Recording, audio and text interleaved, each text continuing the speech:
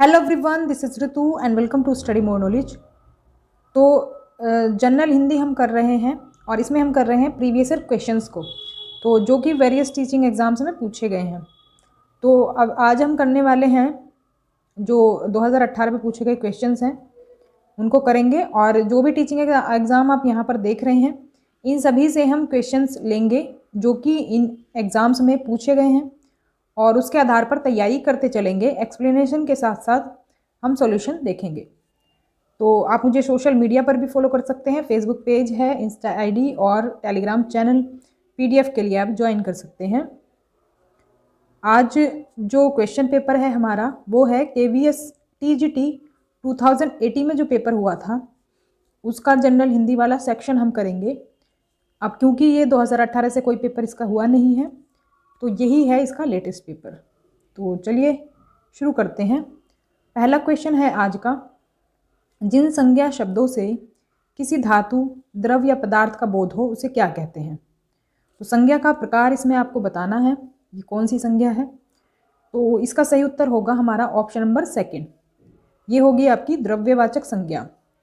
तो जिन संज्ञा शब्दों से किसी भी धातु के बारे में हमें पता चलता है, या फिर किसी द्रव के बारे में, या फिर पदार्थ के बारे में, चाहे पदार्थ कुछ भी हो, कोई भी वस्तु हो, तो उसको हम क्या कहते हैं, द्रव्यवाचक संज्ञा कहते हैं। और बात करें अगर बाकी संज्ञा की, तो व्यक्तिवाचक संज्ञा आपकी होती है जो किसी व्यक्ति, स्थान या वस्तु के नाम का बोध कराती है।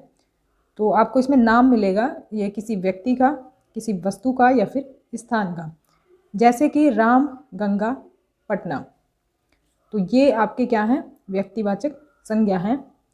और भाववाचक संज्ञा क्या होती है, जो संज्ञा किसी भाव, गुण और दशा आदि का बोध कराती है या फिर किसी अवस्था का बोध कराती है, तो वो होती है आपकी भाववाचक संज्ञा। इसको हम देख नहीं सकते, इसको सिर्फ हम महसूस कर सकते हैं, जैसे कि क्रोध है, मिठास है, यौवन है, ये एक अवस्था है। तो इनको क्या है, ये सभी जो शब्द हैं आपके भाववाचक संज्ञा में आते हैं। जातिवाचक संज्ञा होती है आपकी, जो संज्ञा एक ही प्रकार की जो वस्तुएं होती हैं उनकी जाति का बोध कराती है, मतलब पूरी जाति का बोध कराती है एक ही तरह की वस्तुओं को। जैसे लड़का या लड़की को हम लें तो लड़का क्या है, एक जाति को बता रहा है, एक जाति को बता रहा है, क्योंकि हमने नाम नहीं लिया है किसी का, राम या रमेश हमने नहीं बोला है, हमने बोला है लड़का। तो लड़का जो है वो पूरी जाति को रिप्रेजेंट कर रहा है इसमें। तो ये होगी हमारी जातिवाचक संज्ञा, जैसे कि नदी, पर्वत, लड़की। अब इसमें अगर हम नाम इनका ले देंगे तो एक पर्टिकुलर क्या हो जाएगा, हमारा व्यक्तिवाचक संज्ञा हो जाएगी। लेकिन अगर हम ऐसे बोलेंगे कि नदी है, पर्वत है, पर्वत भी नाम वाले होते हैं, जैसे कि हिमालय पर्वत, और लड़की का भी हम नाम नहीं ले रहे हैं, इसमें एक जाति को हम प्रेजेंट कर रहे हैं इसमें, तो ये जातिवाचक संज्ञा हमारी कहलाती है। नेक्स्ट क्वेश्चन है, निम्नलिखित में से कौन सा युग्म असंगत है। तो इसमें अगर आप बाकी युग्मों की बात करें तो सबसे ज़्यादा युग्म असंगत है आपका ऑप्शन नंबर 3 वाला, पीना, खाना। तो ये असंगत क्यों है, देखो बाकी ऑप्शन में अगर आप देखें, अन्न, जल, ये कुछ इस तरह से ही बोला जाता है, आचार विचार, नॉन, तेल, ये भी कुछ इस तरह से बोला जाता है। लेकिन पीना खाना जो है ये हमारा बोला जाता है खाना पीना। खाना पीना हम ये क्रम रहता है इसका बोलने का, यानी खाना पहले आता है, पीना बाद में आता है, तो इसलिए ये असंगत है हमारा। तो ये जो होते हैं समान वर्ग के युग्म ये कहलाते हैं। तो ये वे शब्द होते हैं जिनका अपना तो अर्थ होता है पर साथ में आने पर एक विशेष अर्थ ये बना देते हैं, जैसे तितर बितर, खाना पीना, सोना पढ़ना। इस तरह से हम इनको समझ सकते हैं। नेक्स्ट क्वेश्चन देख लेते हैं, जल पिपासु शब्द में कौन सा समास है। तो जल पिपासु शब्द में समास हो जाएगा ऑप्शन नंबर 3, तत्पुरुष समास। और तत्पुरुष समास का क्यों है इसमें डिटेल में समझ लेते हैं।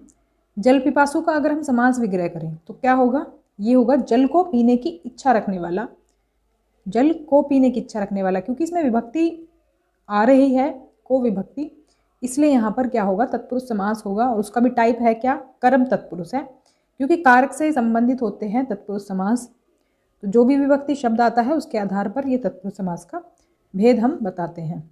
तो कर्म की जो विभक्ति चिन्ह है वो है को, तो इसीलिए ये हमारा क्या आ जाएगा, कर्म तत्पुरुष।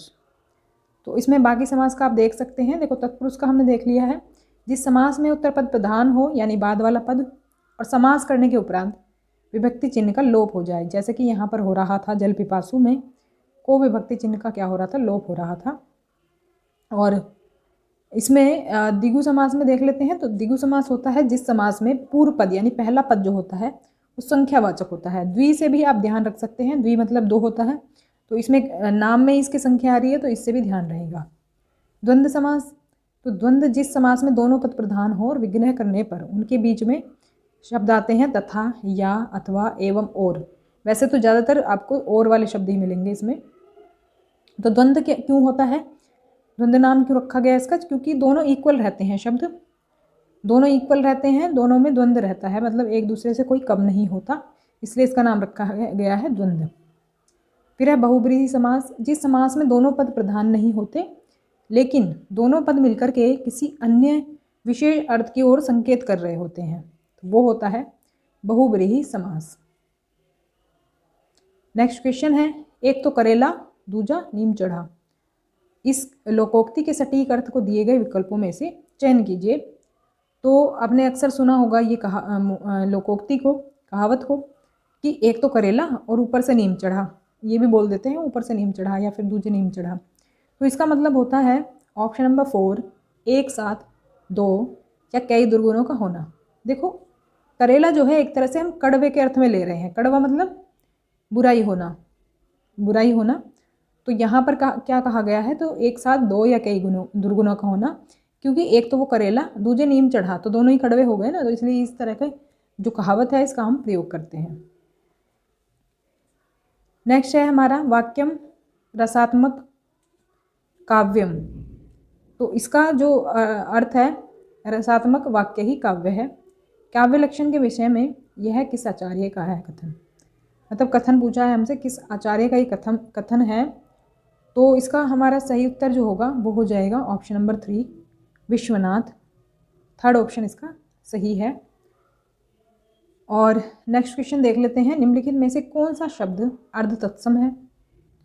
देखो तत्सम होता है, एक होता है अर्ध तत्सम, तो अभी हम समझेंगे इनको कैसे होते हैं अर्ध तत्सम शब्द। तो इसका सही उत्तर होगा हमारा ऑप्शन नंबर 1, आखर। तो आखर जो है ये हमारा अर्ध तत्सम शब्द है।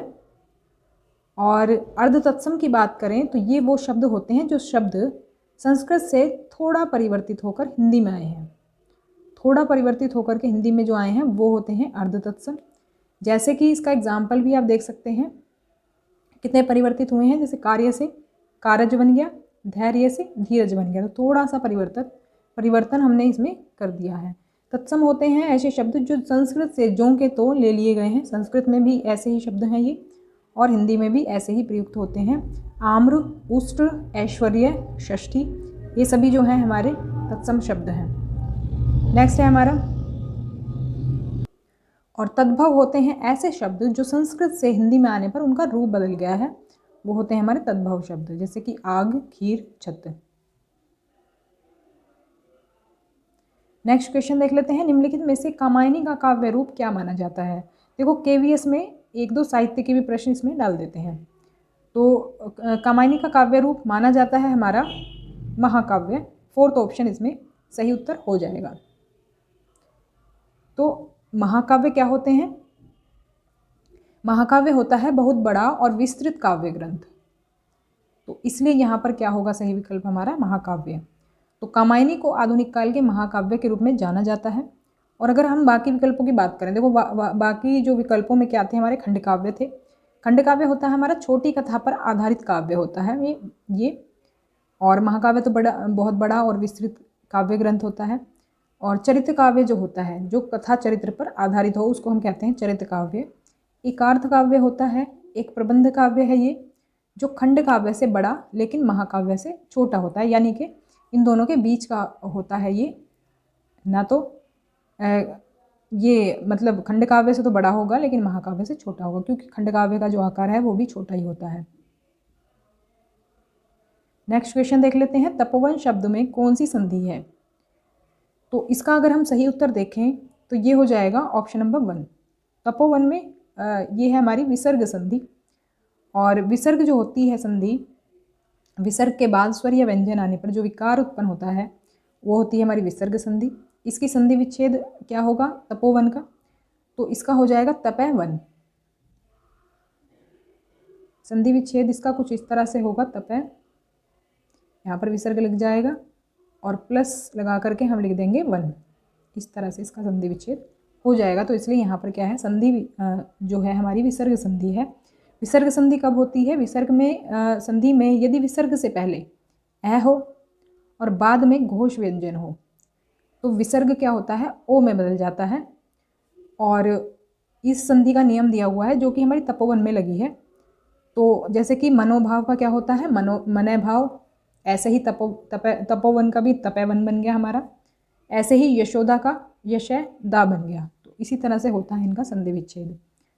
बात करें स्वर संधि की, तो स्वर संधि होती है हमारी स्वर वर्ण के साथ स्वर वर्ण के मेल के विकार से मेल से जो विकार उत्पन्न होता है, यानी स्वर संधि में स्वर का स्वर से ही मेल होगा और विकार जो उत्पन्न होगा उसके बाद होगी हमारी स्वर संधि, जैसे कि विद्या और अर्थी। तो आ और ए का मेल यहाँ पर हो रहा है तो बन गया विद्यार्थी। ऐसे ही महा ईश में आ और ई मिल रहा है तो ये बन गया महेश। तो ये दोनों में स्वर का ही मेल हो रहा है, यहाँ पर देख सकते हैं। फिर है व्यंजन संधि। एक व्यंजन से दूसरे व्यंजन या स्वर के मेल से जो विकार उत्पन्न होता है। देखो व्यंजन में स्वर और व्यंजन दोनों का ही मेल हो सकता है, स्वर में सिर्फ स्वरों का ही मेल होगा।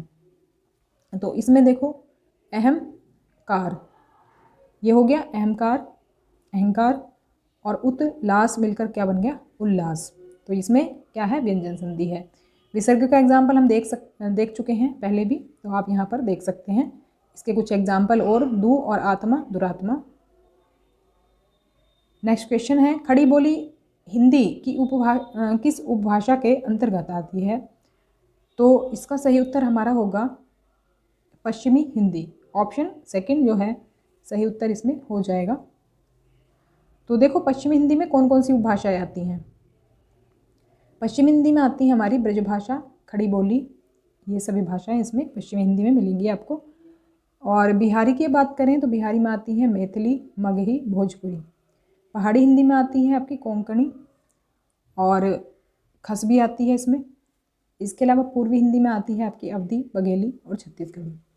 तो इसलिए हमारा यहाँ पर क्या है सही पश्चिमी हिंदी। नेक्स्ट क्वेश्चन है उस मूल ध्वनि को जिसके खंड ना हो सकें उसे क्या कहते हैं? तो इसका सही उत्तर अगर हम देखें तो इसका सही उत्तर हो जाएगा ऑप्शन नंबर सेकंड वर्ड। तो उस मूल ध्वनि को जिसके खंड ना किए जा सकें तो उसे क्या कहते हैं वर्ण कहते हैं, या फिर कह सकते हैं हम जिसके टुकड़े ना किए जा सकें तो वर्ण वो कहलाती है। तो भाषा की सबसे छोटी इकाई जो होती है वर्ण होती है, इसके टुकड़े नहीं किए जा सकते।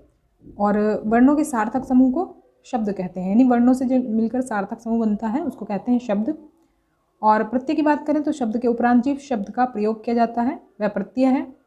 और फिर इसके बाद एक नया शब्द बनता है, जैसे ता, औना, जैसे बिछोना आपने सुना होगा शब्द, अन, अत, जैसे श्रो में ता जोड़ दिया तो बन गया श्रोता। तो इस तरह से प्रत्ययों का इस्तेमाल हम करते हैं। तो ये थी हमारी आज की क्लास।